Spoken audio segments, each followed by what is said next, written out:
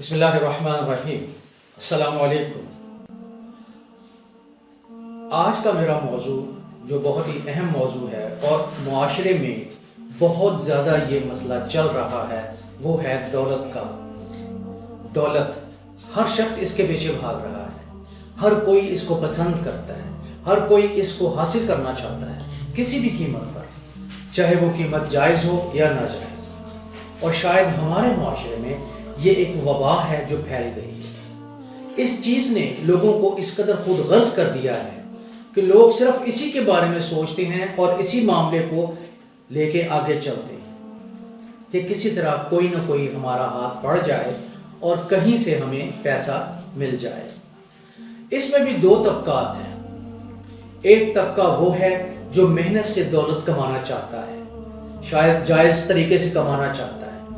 دوسرا طبقہ وہ ہے جو جائز ناجائز دونوں حربے استعمال کر کر پیسے بنانا چاہتا ہے تاکہ معاشرے میں اپنا قد کاٹ بڑا کر سکے اور اپنی طاقت کو بڑھا سکے۔ کیا دولت ہی طاقت بڑھانے کا ذریعہ ہے اور کوئی چیز نہیں اور کوئی راستہ نہیں؟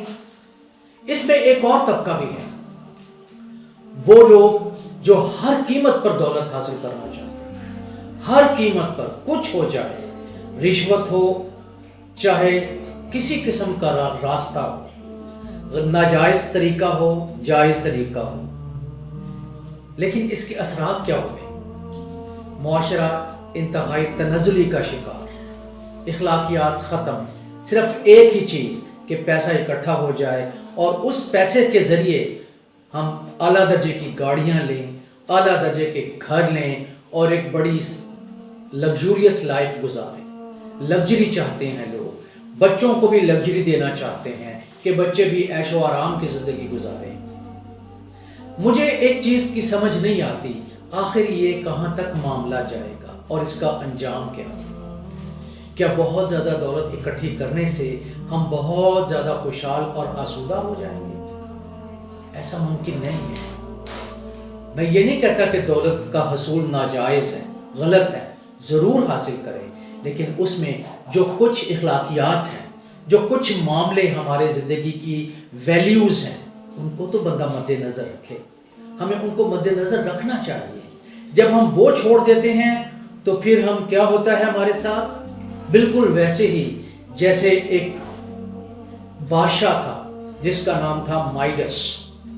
وہ ہر حال میں دولت اکٹھی کرنا چاہتا تھا، خود تو وہ بادشاہ تھا، بہت کچھ تھا اس کے پاس، طاقت بھی تھی، لیکن ہوس بہت زیادہ، دولت اکٹھی کرنے کا لالچ بہت زیادہ۔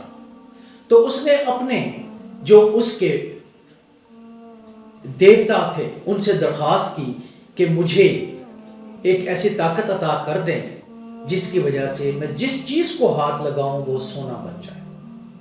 دیوتاؤں نے بڑا سمجھایا لیکن بادشاہ باز نہ آیا۔ آخر کار دیوتاؤں نے اسے وہ طاقت عطا کر دی کہ وہ جس چیز کو چھوئے گا سونا بن جائے گی۔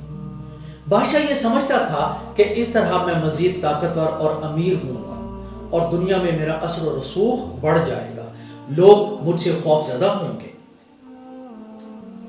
بیٹھے بیٹھے بادشاہ نے جب کرسی پر ہاتھ لگایا تو کرسی سونا بن گئی، میز کو ہاتھ لگایا میز سونا بن گیا۔ اس کے سامنے جو چیز پڑی ہوئی تھی جس کو چھوتا تھا وہ سونا بن جاتی تھی۔ بہت خوش ہوا، بہت خوش ہوا کہ میرے پاس اتنا کچھ ہو گیا، میرے پاس اتنا سونا اکٹھا ہو گیا۔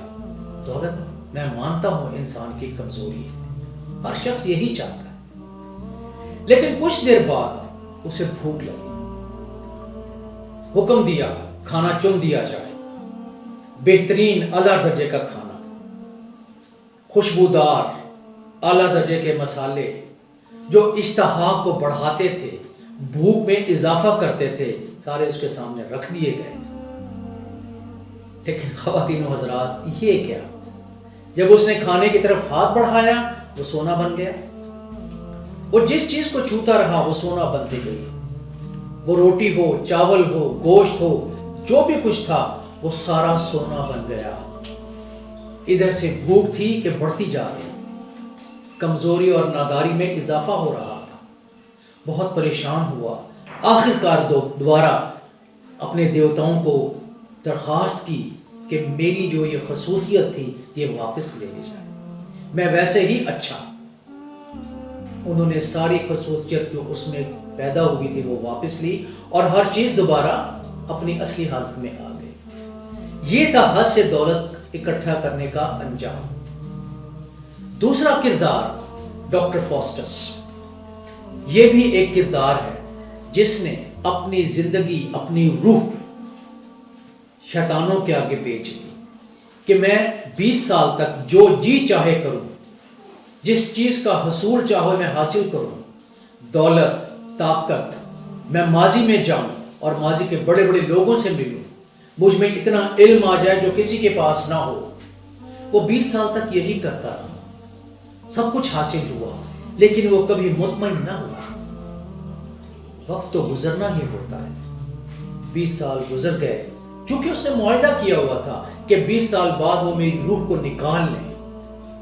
جب وہ روح کو نکالنے آئے تو اس نے ان کی منت سماجت کی کہ دیکھو مجھے کچھ ہفتے دے دو، مجھے کچھ دن دے دو، اگر یہ ممکن نہیں تو مجھے کچھ لمحے دے دو.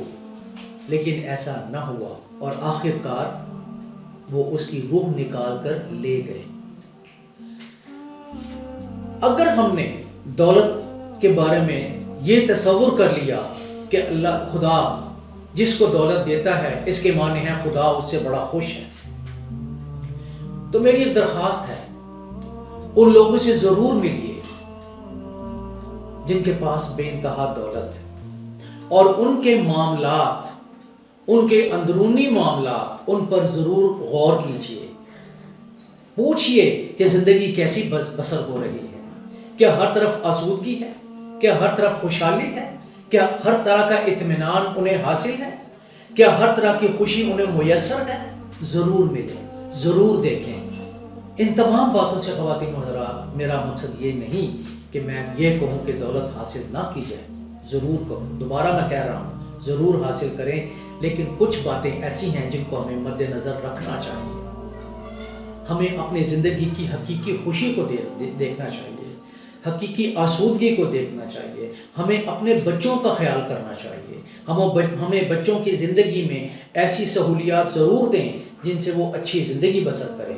لیکن ہم ایسا کریں گے، بہت زیادہ دولت اکٹھی کریں گے تو آپ یقین کریں بچے سست اور کاہل پیدا ہوں گے. سست اور کاہل، ان میں زندگی کی جد و جہد کرنے کی خواہش ہی نہیں ہوگی کیونکہ انہیں ہر چیز بنی بنائی مل گئی اور انہیں ہر سہولت مل گئی، ہر آسائش مل گئی.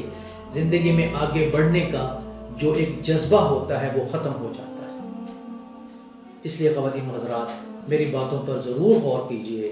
شکریہ.